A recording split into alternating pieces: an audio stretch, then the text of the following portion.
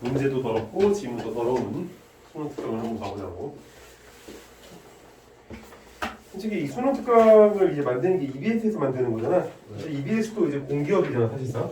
근데 그러다 보니까는 이제 그 공무원들이지 일종의 준공무원 그런 공무원들의 행태를 잘 못 버리는 것 같아. 이런 말 하면 안 될 것 같은데 너무 대충되는 느낌이 들어서. 그러니까 글을 대충 어디서 긁어와가지고 엔터키 딱딱 써놓고 달랑 나눠놓고 이게 해당되는 문제 조금 생각해서 내고 끝. 약간 이런 식이야. 그래서 퀄리티가 떨어져 너무너무. 그래서 평가원 보다가 이거 보면 막 욕 나와. 뭐 이거는 봐야지. 우리는 이제 을이잖아, 을. 그지? 갑은 EBS. 갑은 평가원. 우리는 을은 이제 우리. 종교학의 토대를 하시는 엘리아데는 인도 철학을 연구하며 솔직히 이딴 얘기 필요 없거든. 아리안 문화의 신비한 전통을 기승하였다. 이거 뭐 알아서 뭐해. 20세기 초의 유럽은 인간이 주체가 되어 합리적이고 민주적인 진보를 이뤄낼 수 있다는 믿음 속에 살아가던 시대였다. 이거는 좀 중요한 얘기지 그래도. 20세기 초의 유럽.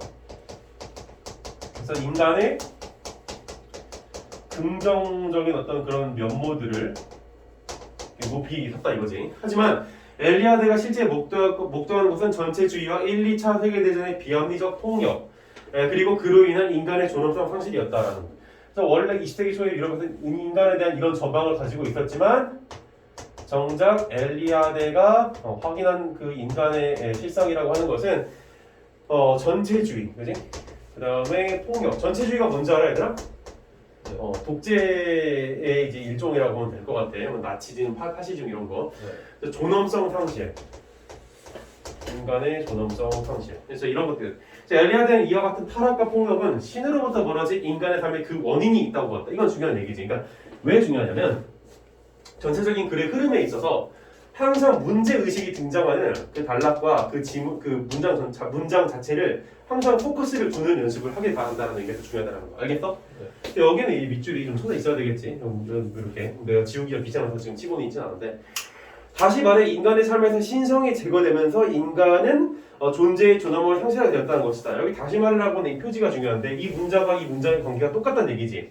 그래서 문제 의식이 지금 뭐라고 했냐면 신으로부터 멀어진 인간의 삶이야. 이게 곧 지금 문제라는 거야. 신으로부터 멀어진. 그러면 해결책은 뭐가 될까? 신에게 가까워지면 되겠지. 그래서 그 신성이 제거되면 인간의 존엄성을 상실하게 된다. 그래서 신에서부터 멀어진다. 그러면은 이게 뭐라고? 신성이 제거된 거라고. 신성 제거가 되면 어떻게 된다고? 인간의 존엄성이 상실하게 된다는 이런 인과관계 추론이 여기서 많이 지금 등장하고 있는 걸 확인할 수가 있어. 그래서 이게 지금 문제의식인 거야. 이게. 그래서 이거에 대한 뭐가 등장해야 돼? 해결책이 등장해야 되겠지? 자, 해결책을 계속 뭐라고 얘기하는지 따라가 보자. 생각을 해줘. 그러니까 글을 자꾸 생각하면서 읽어 얘들아. 그냥 텍스트를 읽는다고 읽는 게 아니라 자꾸 사고방식을 적용해서. 나 지금 사고방식 한 거야 내 나름대로 알겠지? 네. 이런 걸 이제 스키마라 그러는 거야 원래. 그래서 엘리아데는 이성적 사고를 중시했던 그리스 철학자들이 신화를 해석하는 방식을 거부하였다. 이성적 사고를 중시했던 거. 그러니까 이 사람은 이성적 사고를 중시한 그리스의 어떤 그런 해석 방식을 거부했다고 하니까 이거를 거부했다. 그러니까 이성적 사고를 거부했다라고 우리가 읽을 수 있을 것 같아. 자, 그들이 합리성과 역사에 대립되는 의미로 신화를 해석하면서 그 신화를 실제할 수 없는 것으로 이해한 것과 달리, 그러니까 이성적 사고가 신화를 어떻게 보는 거야? 신화가 실제할 수 없다고 보는 거야. 근데 이거하고 달리 어떻게 하자는 거야? 지금 엘리아데 같은 경우에는 뭐 예측할 수 있겠지만 신화가 실제한다라고 믿겠다 이런 얘기였지. 얼마든지 대척점으로서 이렇게 읽을 수가 있다 이거야. 그래서 신화를 실제할 수 없는 것으로 이해한 것과 달리 엘리아데는 고대인들이 그랬듯이 신화를 참된 이야기, 그러니까 진짜 있는 이야기다 이거지. 그리고 신성어 모범적이고 그 다음에 디바인하다. 디바인이 신성하다 이런 뜻이거든 영어로. 신성하고 그다음에 모범적이고, 그지? 꼴말하다 이거지. 그리고 중요하기 때문에 귀중한 이야기라고 생각하겠다. 그에게 있어 신화란 실제하는 사실이래. 자, 이거에 대한 반대 내용이 딱 이렇게 등장을 했지. 그러니까 이렇게 되면 이건 얘기를 잘 해준 거야. 이거 얘기 안 했다면 좋은 글이 절대 아니야. 자, 근데 실제하는 사실이면 인간 행위의 모범이 되고 그 때문에 인간의 삶의 가치와 의미를 부여한다. 그러니까 쉽게 말해서 신화짱 이렇게 얘기하는 거지. 네. 그래서 엘리아데에 따르면 신화는 태초의 시간, 즉 신화적 시간에 발생했던 신성한 일들을 이야기하고 있다. 즉 신화는 초자연적 존재 행위를 통하여 우주와 각각의 사물들, 인간의 행위, 그리고 제도 등이 어떻게 존재하게 되었는지를 설명한다. 역사적 시간 속에 그 인간 존재는 신화적 사건의 결과이다. 자, 여기까지 이제 읽었어. 자, 읽었는데 역사적 시간 속의 인간, 역사적 시간 속의 인간, 이게 결국에는 어디에 지금 배경을 두고 있다는 거, 신화. 그리고 이 신화는 뭐라고? 초자연적인 것들, 뭐 우주라든지 뭐 이러한 사물들, 우주와 그러니까 초자연적인 것들과 우주와 사물, 인간의 행위, 그리고 이런 것들이 서로 콜라보를 형성한다 이거지. 그래서 고대 사회의 인간은 신화적 사건을 기억할 뿐만 아니라 플러스지. 즉 기억할 뿐만 아니라 그것을 주기적으로 재현해야 된다고 믿었대. 그래서 이것은 인간의 삶 속에서 일어나는 사건을 일회적 사건으로 받아들이는 현대인의 인식과 대조를 이룬대. 그래서 지금 이 글의 구조가 뭘로서 쓰여 있다라는 걸 느낄 수가 있어? 대조 구조지. 정말 심각하게 대조 구조가 이루어지고 있다는 걸 확인할 수가 있어. 뭐 하고 있는가? 글을 자꾸 독해 연습을 하긴 하는데 글을 뭐 예쁘게 읽어주는 것보다는 나는 항상 말하듯이 이런 인과관계, 그리고 또 여기서 지금 제일 중요한 사고방식은 바로 이겁니다. 대조지, 대조. 네? 그래서 그 일회적 사건이 아니라 이제 영원 무구한 그런 사건으로 지금 받아들이겠다. 약간 이런 뉘앙스가 풍겨, 그지? 그래서 역사적 시간, 이거는 일회성을 지금 얘기를 하지만 얘 같은 경우에는 인식과 대조를 이루었다. 그래서 고대 사회의 인간은 처음에 일어났던 일을 제의, 그러니까 제사를 통해서 반복할 수 있었다. 재현이 뭐 하는가? 일회성으로 끝나는 것이 아니라 반복을 한다는 것이. 그러니까 키워드가 이렇게 대척점을 이루고 있네.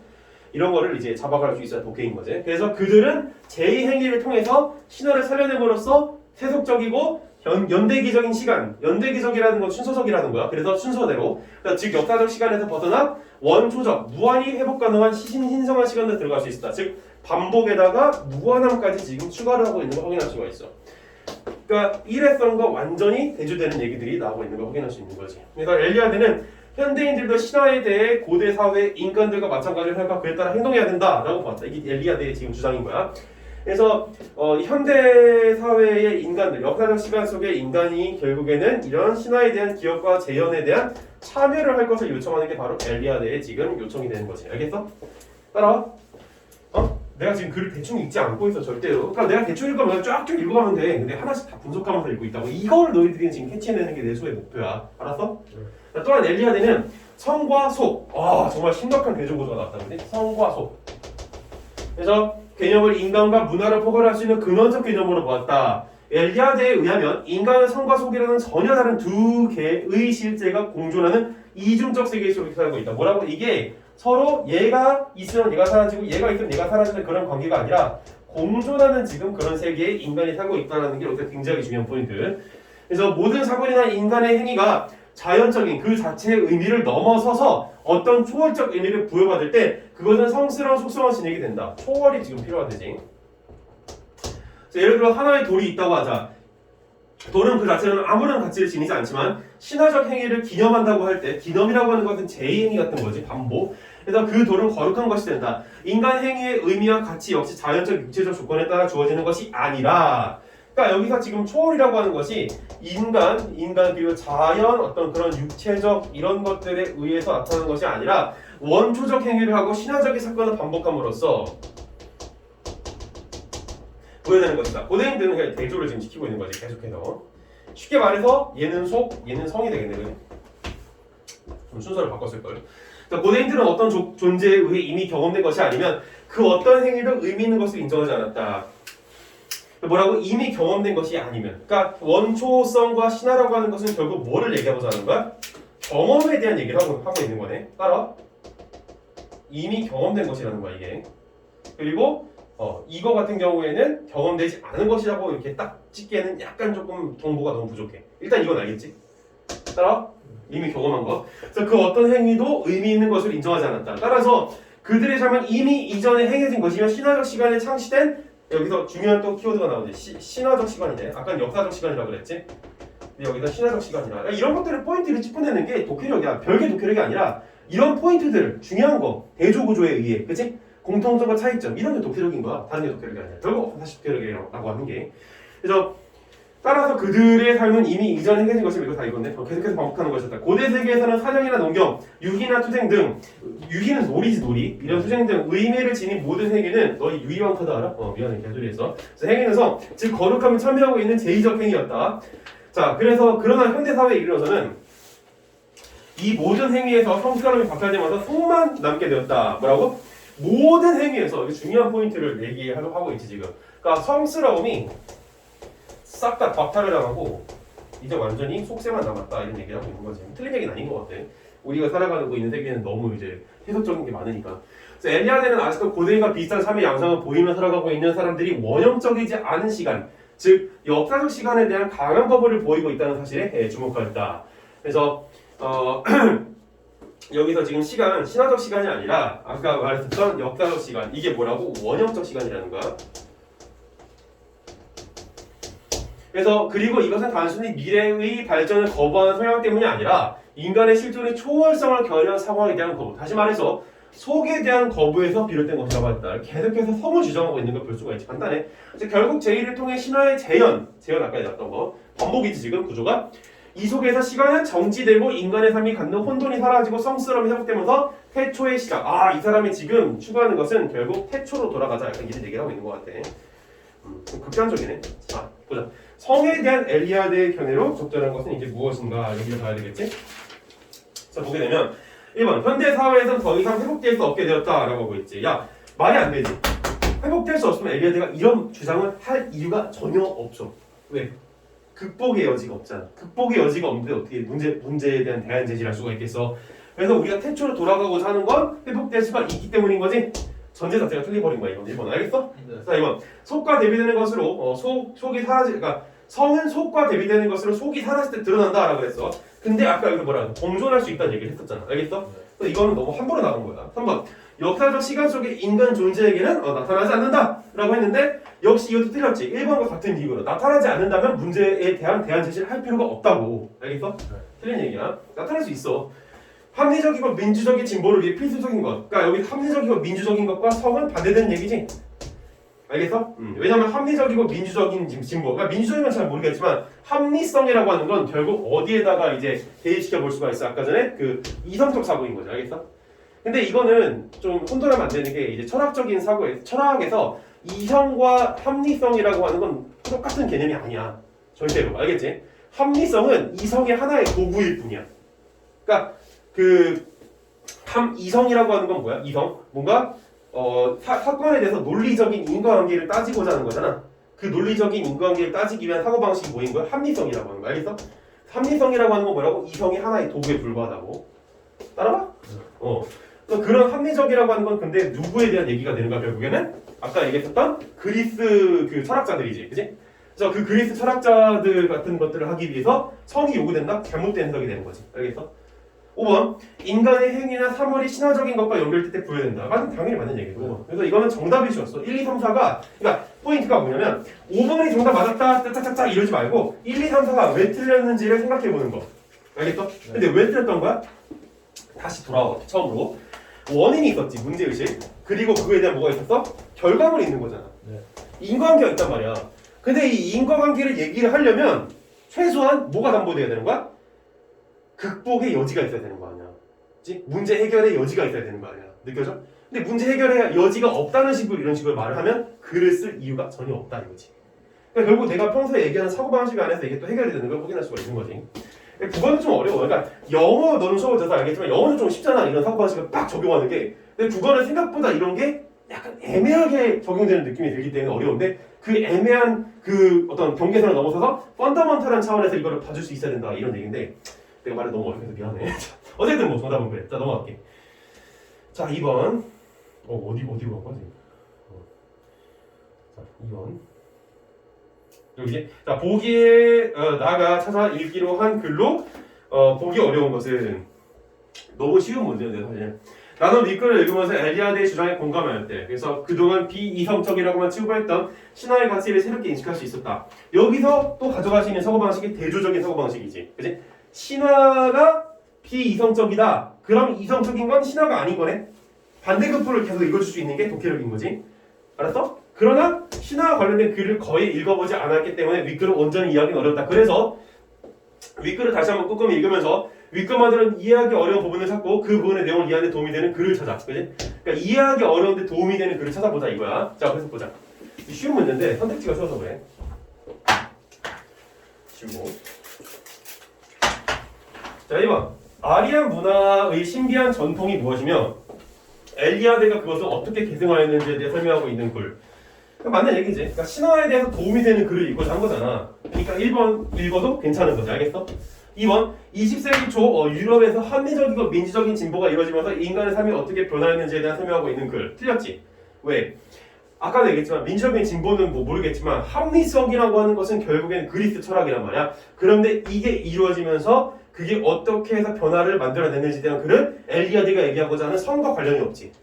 틀린 얘기. 정답은 2번이지. 쉽게. 어디에서 또 파악할 수 있던가? 정답을 대조구조에서. 그지? 성과 소개에 대한. 3번. 이성적 사고를 중시해 신화를 참된 이야기를 보여주는 그리스 철학자들이 누구인지에 대해 설명하고 있는 글. 그렇지? 이거는 엘리아드에 대한 내용하고 이제 일맥상통하는 내용. 자, 우주와 각각의 상황들, 인간 행위 그리고 제도들과 관련된 신화가 무엇인지에 대해 설명하고 있는 글. 맞는 얘기지. 아까 나왔던 얘기야. 이 인간의 행위, 사물, 신화, 초월적, 우주 뭐 이런 것들이 서로 콜라보를 이룬다는 얘기를 했었어. 5번. 고대인과 비슷한 삶의 양상을 보이며 살아가는 사람들이 누구이며 그들이 어떻게 살아가고 있는지 설명하고 있는 글. 그치? 아까 맨 마지막 번에 나왔었어. 이런 사람들이 실제로 있다고. 됐지? 그래서 여기는 정답은 어렵지 않게 풀 수 있었지만 정답 맞았다 짝짝짝 이거 전혀 의미 없어. 그거 하지 마. 틀려도 돼. 솔직히 1, 2번 그냥 틀려도 돼. 대신에 뭐만 얻어가면 돼. 사고방식. 알겠지? 인과관계, 대조구조 이런 거. 오케이? 네. 자, 오늘 이거 마지막으로 하나 넘어가자. 쌤, 그리고 그 여기서 정답이 이거인 게그 쌤이 말한 것도 근거되고 또 그 세계대전 그것도 근거 되지 않아요? 세계대전? 그치. 맞아. 네. 뭐 근거는 뭐든 상관이 없어. 근데 내가 말하고자 하는 건 근거에 대한 그 지엽적인 뭔가 찾아내는 거. 그러니까 숨은 그림 찾기 게임을 하자는 게 아니야. 네. 국어에 대해서 오해하고 있는 게 있는데 숨은 그림 찾기처럼 생각하는 친구도 있고 나도 그래서 봤는데 그게 아니라는 거야. 전반적인 사고방식, 개괄적인 흐름 자체를 파악하는 게 가장 첫 번째인 거야. 거기에서 모든 정답의 근거가 다 튀어나오기 때문이지. 자, 여기 가보자. 이 글도 역시 마찬가지로 대조구조, 또 비교, 사고방식이 많이 등장하고 있는데 좀 지우고 나서 보자. 이게 오늘 마지막 글이야. 이거 끝나는 대로 마무리해보자. 원래는 하나 더 하려고 했는데 오늘은 이제 첫 시간이고 아까 헌법과 전문을 좀 많이 해가지고 다음부터는 수능 특강을 3개씩 풀어와 앞으로. 알겠지? 네. 내가 말 안 해도 3개씩 풀어오면 돼 그냥. 네.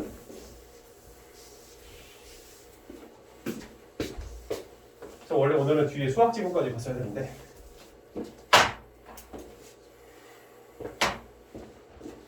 그래서 수능 특강을 활용하는 방법은 이렇게 내가 지금 하고 있는 것처럼 두 가지야. 뭐 소재에 대한 이해 그리고 그 소재를 가지고선 글을 이 사람이 어떤 방식을 쓰고 있는가에 대한 깨달음 그런 거지 뭐. 알겠어? 대신에 이 사람이 글을 어떻게 쓰고 있는가에 대한 파악은 그냥 이 글 자체를 보고 판단하면 안 되고 무슨 얘기냐면 수능을 우리가 볼 때 어떤 식으로 파악을 하고 있어. 내가 아까 얘기했다시피 인과관계, 대조구조 이런 거지. 네. 그러한 틀 속에서 계속 이해하려고 노력을 해야 돼. 내가 이제 수능에 대해서 뭐 정민이한테도 얘기했는지 모르겠지만 수능을 공부함에 있어서 제일 중요한 게 뭐야? 마인드거든. 마인드. 어떤 마인드? 내가 내신 공부하듯이 공부하는 게 아니라 사고방식, 그치? 네. 내가 스키마를 어떤 식으로 구성하면서 갈 것인가가 제일 중요해. 사고방식을 어떤 식으로 형성할 것인가. 알겠어? 네. 그래서 이러한 사고방식에 대한 공부를 하기 위해선 뭐가 형성이 돼야 되냐면 수능에서는 메타 솔루션이 중요해. 얘기했었나? 메타가 뭐야? 모든 거를 다 포괄할 수 있는 걸 얘기하는 거거든? 그러니까 각계 전투가 아니라 상황별 전투가 아니라 메타 솔루션, 모든 거를 한 번에 다 이렇게 포괄할 수 있는 그러한 솔루션이 중요해. 그걸 제시하지 못하는 수업은 잘못된 수업이라고 생각을 해. 난 개인적으로 그래. 왜? 너무 지엽적이야. 막 예를 들어서 우리가 막 글을 읽어. 최근에 봤던 BIS 지문들이 막 이런 거 있는데 여기 자체의 내용의 골몰을 하는 거야. 물론 나도 배경 지식을 알려주는 사람이기 때문에 지엽적인 걸 얘기를 안 하진 않는데 근데 결과적으로 내가 중요시 여기는 건 그런 디테일한 내용 하나하나를 기억하자 이건 아니잖아. 항상 인과관계, 대조구조 이런 걸 파악하자. 프로세스 구조, 뭐 원칙과 예외 이런 거 보자 이런 건데 BIS 이런 지문을 보면서 막 BIS의 역사, 그치? BIS의 방법, BIS를 따르는 국가들 막 이런 것들에 대해서 막 일일이 막 다 싹싹 찾아보면서 공부하는 그런 방식은 하지 말자 이거지. 이렇게 공부하는 사람이 실제로 있을까? 있어. 찾아보면. 아직도 깨달음이 없는 거고 수능에 대해서. 그러니까 수능에는 일정한 수준에서 일은 도라는 게 있거든. 되게 웃기게도. 그러니까 이런 거잖아. 그러니까 뭐 산에 들어가서 무술을 연마하게 도 닦는다 막 이런 거. 수능이 약간 그런 느낌이야. 그 느껴지는지 모르겠는데 나는 옛날에 수능 공부할 때도 그랬고 옛날에 법학사건 시험 리트 공부할 때도 그랬고 무슨 도 닦는 느낌이야 맨날. 그 연마를 해야 돼. 메타솔루션. 어떤 상황이 와도 내가 때려버릴 수 있는 그런 사고방식. 그게 내가 평소에 얘기하는 4-5가지 정도의 사고방식이야. 근데 그게 되게 포괄적이지 사실은. 들어가 보자. 1930년대 프랑스 영화. 자, 1930년대 프랑스 영화의 황금기를 구현한 시적 리얼리즘 영화는 당시 프랑스에서 큰 반향을 일으켰다. 자, 반응이지 반향이라는 건, 그렇지? 그래서 시적 리얼리즘 영화는 통속적인 문학 작품을 각색하며 만든 영화. 통속적이라는 게 뭐야? 일반적인 커먼이라는 뜻이야. 영어로 커먼이거든. 그러니까 일반 대중들이 영위할 수 있는 그런 내용이라는 거야. 그런 문학 작품을 각색하면서 편집했다는 얘기지. 그래서 당시 유럽의 우울한 분위기를 반영하는 주인공의 몰락으로 결정한 비관적 분위기의 이야기를 담아내었다. 당시 영화사들은 많은 제작비를 동원하여 인기 있는 배우들을 출연시켰고 인공적이고 화려한 실내 스튜디오에서 촬영하는 것 중시했다. 여기에서 영화 감독은 시나리오 작가, 무대 감독, 조명 전문가, 작곡가 등과 같은 지위에서 영화 제작에 참여한다고 보였다. 정리해볼까? 첫 단락부터 갑자기 막 인포메이션 우리한테 막 던져. 전혀 친절하지가 않은 것 같아. 그래서 리얼리즘 영화에 대한 얘기를 지금 하고 있는데 첫 번째 리얼리즘에 대한 얘기를 하고 있는데 자 써보자. 리얼리즘 특징들을 열고 있는데 자, 첫 번째 특징 뭐가 있었어? 많은 제작비지. 비가 올라갔고 실제로 시험 볼 때 이렇게 정리는 하지만 이거 되게 비율적이야. 난 지금 강의를 하고 있는 거니까. 그리고 인기 있는 배우 뭐였지? 그리고 인공적이고 화려한 실내 스튜디오.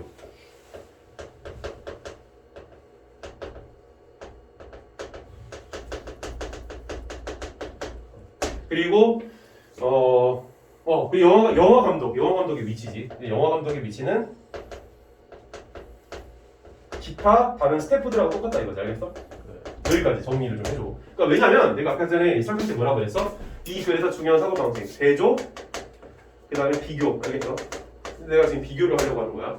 자, 프랑스의 시적 리얼리즘 영화 감독 가운데 흥행에 성공한 감독으로는 단연 DBB에. 프랑스 사람들은 이름이 되게 특이하지. 막 프랑스 이제 축구 감독 중에 로랑 블랑 막 이런 사람도 있고, 그치? 그리고 맥주 이름 자체가 블랑 막 이러고. 그치? 어쨌든 DBB에를 꼽을 수 있다. 그래서 그는 35년부터 40년까지 무려 11편에 이르는 영화를 만들었는데 2차 세계대전에도 영화를 만들었어. 대단한데? 39년부터 2차 세계대전이 있었거든.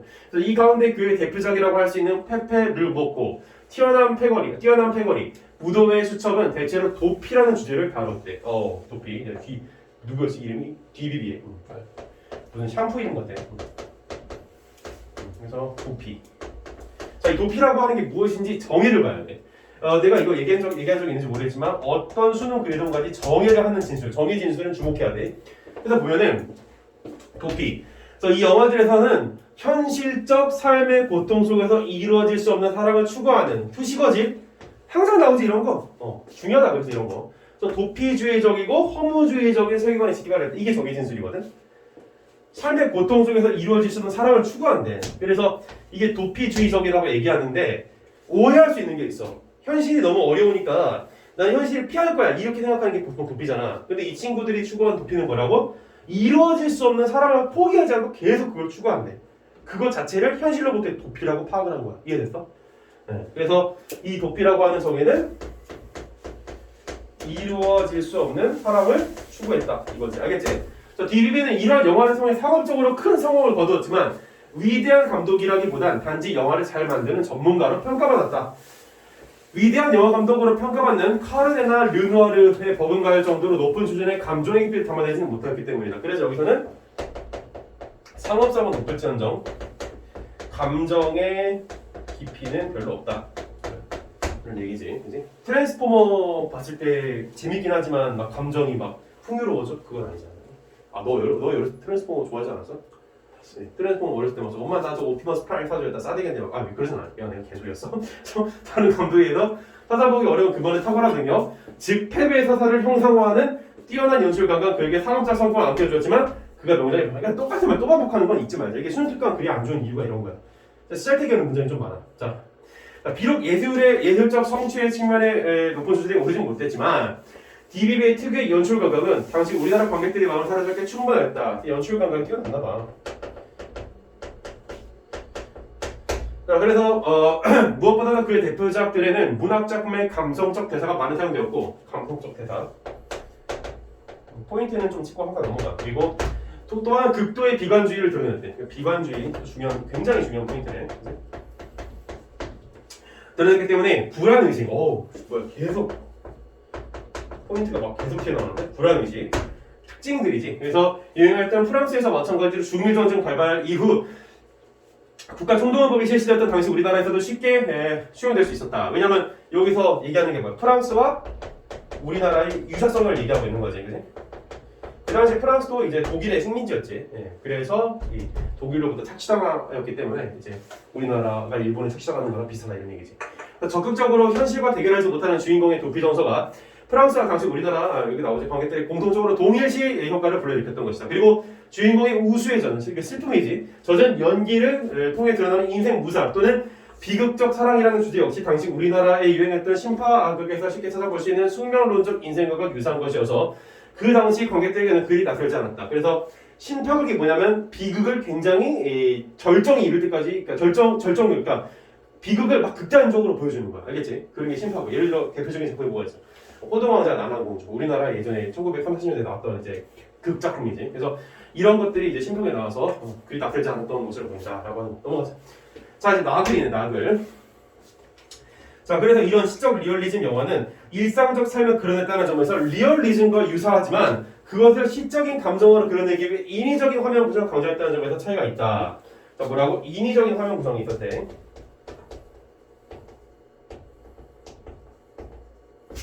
자, 그래서 계속 읽어보면 다 썼네. 다리야.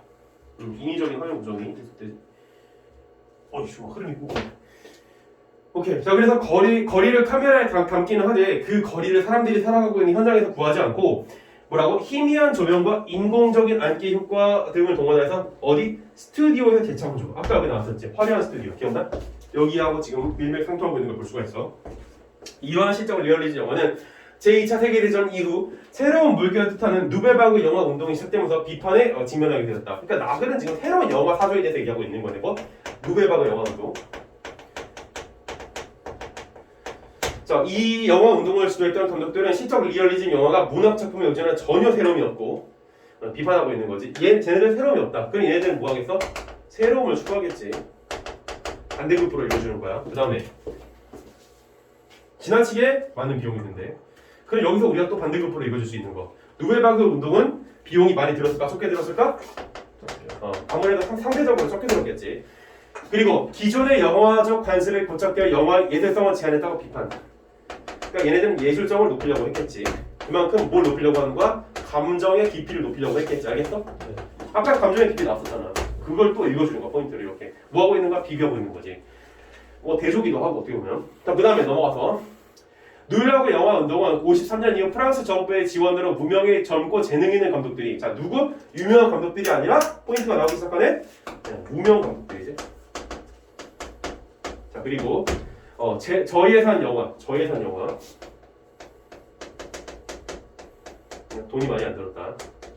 이런 환경이 조정되면서 더 활성화됐다. 또한 영화 제작에 필요한 필름, 카메라, 녹음기 기능의 발달로 야외 촬영과 즉흥 연출이 가능해지면서 획기적인 발전을 이루었다. 그러니까 기술이 발전했다 이런 얘기네. 자, 그 다음에 누베바그 영화는 카미, 사르트르 등 무슨 철학자도 아니고 이런 실존주의 철학 맞네. 철학의 영향을 받아 영화 제작에서 감독의 주체성을 중시하였다. 자, 뭐라고? 감독의 주체성을 중시. 근데 이게 왜 중요한 포인트가 될까? 저거랑 반대되잖아. 영화 감독이 스태프랑 똑같다 그랬잖아. 감독의 주체성 별로 안 중요하다. 근데 여기서는 중요하다. 대조지. 그래서 대조 비교 방식이 여기서 사고 방식이 많이 이용되고 있는 걸 확인할 수가 있어. 자, 그래서 계속 읽어보면 실적 리얼리즘 영화에서 영화의 공동 제작사에 머무를 때 영화 감독이 자신의 상상력과 잠재력을 담아내서 영화 제작의 중심에 섰고 사건 전개나 기법 면에서 자신의 개성을 파격적으로 드러낼 수 있었고 계속 똑같은 얘기야. 누베바그 영화 감독들은 처음과 중간 끝이 구별되지 않는 구성. 처음과 중간 끝이 구별되지 않는 구성. 이거는 뭐랑 이제 대비된다고 볼 수 있을까? 아까 전에 여기서 뭐라고 했냐면 이제 인위적인 화면 구성이라고 그랬잖아. 근데 여기서는 그런 구성 자체가 없다라는 거야. 그러니까 다시 말해서 인위적 구성을 지향했음을 확인할 수가 있지. 극적 동기가 없는 사건, 완결되지 않은 내러티브, 이게 바로 인위적이지 않다라는 거야. 또한 대중이 선호하는 스타의 기용을 피했고, 이제 스타 사용 안 했어. 그리고 어디까지 이거냐? 현실의 공간에서 실제로 벌어지고 있는 젊은이들의 이야기를 다루고자 했다.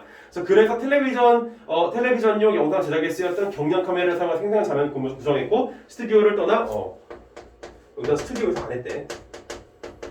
떠나서 파리의 거리나 근교를 주된 촬영 장소로 삼았고, 편집에서도 시간적 순서를 왜곡한 편집, 급격한 장면 전환으로 서사의 연속성을 깨뜨리거나 장면을 비화시키는 것, 다큐멘터리와 픽션의 성능 등 실험적 편집 방식을 보여주었다라는 거야. 뭐라고? 실험적 편집 방식.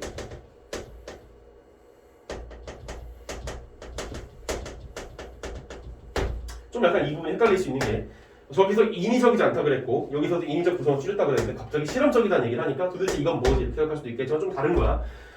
여기에서는 지금 편집인 거야. 알겠어? 편집. 그러니까 편집을 할 때는 다 영화를 만든 다음에 나중에 정리하는 걸 얘기하는 거야. 알겠어? 정리적인 차원에서 달랐다 이런 얘기로 보면 될 것 같아.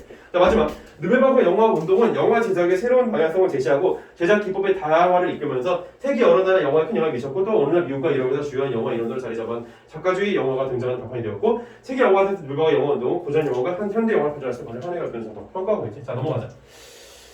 어떻게 보면 마지막 타락은 그렇게 중요한 내용은 아닌 거고. 자, 1번 가와 나의 공통점, 차이점으로 적절하지 않은 것은 이제 무엇인가 보게 되면은 1번 영화 제작에서 영화 감독이 차지하는 위상의 변화가 나타나 있다. 공통점으로, 그지? 자, 공통점인데 아까 보면 알겠지만 감독의 주체성을 중시했고 여기서 감독이 스탬프랑 똑같다 그랬어. 이게 공통점이 아니지. 1번이 정답이지. 정확히 이제 대조 비교 사고 방식이 등장하고 있어. 이건 비교지. 공통점 차이점 보는 건 비교야, 비교. 자, 그래서 특정 사주의 영화가 유행했던 구체적인 시간과 공간이 나타나 있다. 뭐야? 시간은 언제야? 특정 사주의 영화. 예를 들어서 리얼레이징 같은 3, 40년대지. 그 다음에 공간, 프랑스. 알겠지? 근데 여기도 나타나 있지. 누벨바흐 같은 경우에는 50년대 이후였나? 아마 이쯤이었고 여기서도 프랑스 이런 식으로. 그래서 맞는 얘기. 자, 차이점. 가에서는 나와 달리 실제 영화 작품을 사례로 제시하고 있다. 아까 전에 뭐 이름 기억나? 무슨 패거리 막 이런 것들. 이거에서 맞는 얘기. 4번. 가에서는 나와 달리 영화를 수용하는 관객들에 대해서 다루고 있다라고 얘기하고 있어요. 자, 여기서는 관객들이 서로 동일시할 수 있는 거, 반향을 막 일으키고. 근데 여기서는 그런 얘기가 한 번도 안 나오지. 자, 5번. 마지막. 나에는 가와 달리 영화의 사조가 바뀌어가는 과정이 나타나 있지. 여기 리얼리즘에서 누벨바흐로 바뀌어져 가고 있잖아, 그렇지? 그러면서 그 이후에 현대 영화가 등장한다, 알겠지? 맞는 얘기야. 정답은 1번. 자, 마지막이지 오늘 2번. 자, 보기 1은 보기 2의 창작 배경을 설명한 글이래. 그래서 윗글과 보기 1을 참고할 때 보기 2에 대한 반응을 적절하다. 이 문제 되게 쉬워. 자, 일제강점기의 흥행자 페페르 모코를 관람하면서 지우고 할게.